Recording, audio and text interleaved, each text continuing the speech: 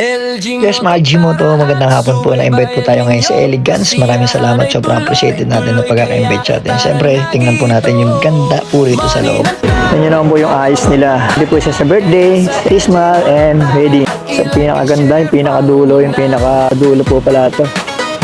Meron pa silang invite na banda. Kung naman, talaga naman mapakahusay ng ating kaibigan si Boss Don Don.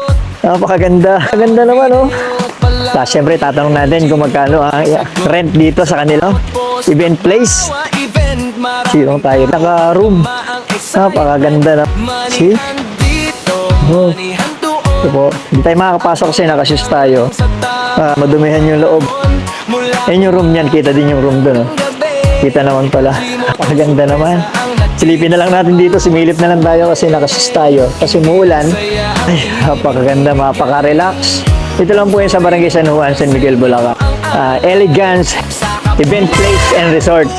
Highway. 5 minutes lang, nandun ka na sa highway. Paganda. Umuulan lang eh. Kung di mo naiiputan natin ng maganda pa to eh. Mabibidyo natin yung room. Mabibidyo natin yung mga PR. Pero dito pa lang, panalo ka na. Ito naman. Ito tayo dito. Sa mahiwagang upuan. Tanong mo agad dito yung mga bata, makikita mo na agad sila mga naglalaro, enjoy dito, family, syempre. Tara, balik tayo dun.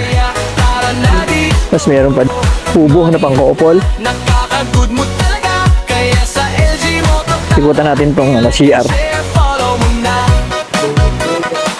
Okay. Likod nung sa swimming pool. Pwede ka magluto dito. Ay, meron na pala siyang lutuan. Pwede ka dito magluto-luto. Ito yung lababo niya. Tapos pasok tayo dun sa loob. Tapos balik tayo sa place. Okay, sige po. Maraming salamat siyempre kay Madam Cha. Siyempre sa ating kaibigan na si Don Don. Thank you very much sa pag-invite dito sa amin. Agad silang handang